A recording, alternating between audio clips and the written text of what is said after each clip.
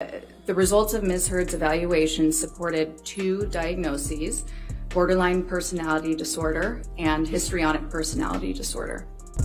Shannon Curry, the doctor who went viral for her diagnosis of Amber Heard in the trial, was once again spotted doing interviews. The doctor claimed that she diagnosed Heard with 2 different personality disorders. According to viewers, the psychologist looks much better and healthier than Amber Heard in her interview. So what was the interview all about? What do people have to say about Dr. Curry? Keep watching to find out. Dr. Curry sat down with the Doctors, a daytime talk show where various clinical topics are discussed and debated. Her choice of topic was Child-Free by Choice is a growing movement, where she and Andrew Orden, a plastic surgeon, expressed their views on the matter. Dr. Curry appears to be quite refreshed and bright, which people have compared to Heard's sullen appearance in her NBC interview. Here's how Curry's interview went. Well, it's a decision that many women are still defending, but what's the point of the backlash? We're back with OBGYNs Claire Putnam and Evelyn Minea, as well as sterilization activist Montana and Andrew Orden, as he brought in clinical psychologist Dr. Shannon Curry to weigh in on this hot topic. So how does the pressure on women to have children affect their overall mental health? Was the first question Orden had for the doctor. Here's what the psychologist had to say.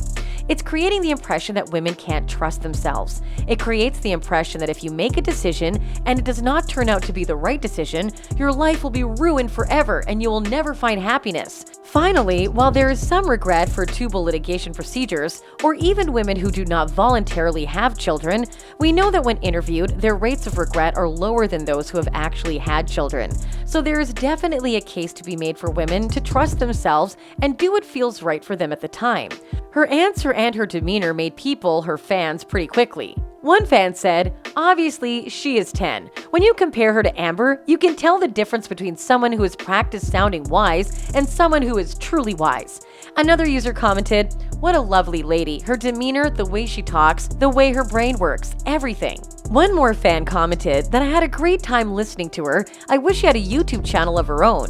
On that, a fan replied, "Me too. I've listened to her forensic testimony more than I'd like to admit. It's about time some smart, beautiful women were highlighted as role models for all women." Another stated that she is still outstanding. In general, an interesting video on an important topic.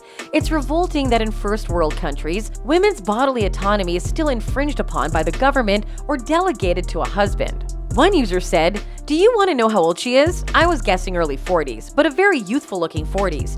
On that, another user replied, "It is stated that she is 42 years old. She is stunning, especially for anything over 40.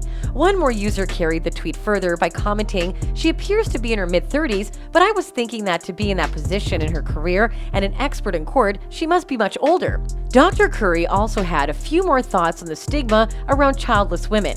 According to her, the number one stigma, of course, is that childless women are selfish, that they don't give back, which is obviously absurd. We know that some studies show that as few as 1% of women regret it. According to some studies, as many as 28% regret it. The most significant finding appears to be that it has a lot to do with, first and foremost, how frequently those women are exposed to those social pressures that cause them to doubt themselves. So the longer they wait after the procedure and are exposed to baby showers or questions that cause them to doubt, the more likely they are to believe in the scarcity effect. A powerful social message that makes us appreciate what we don't have. However, the rate of regret for women who have undergone these procedures is not nearly as high as the spontaneous endorsement of people interviewed who have children who express regret about the decision, the timing of the decision, or the sacrifices that they have had to make. They come to Dr. Curry very upset, and she does her best to make them feel relieved and relaxed. She believes that having someone actually listen to you, talk to you about the procedure, take the time as a physician to talk to someone about their options, hear why they're choosing to sterilize themselves, and then really acknowledge what their personal choice is, and then enact it in a safe way, is very empowering for women. What do you think of Dr. Curry's new interview? Let us know in the comments down below. Make sure to like and subscribe for more.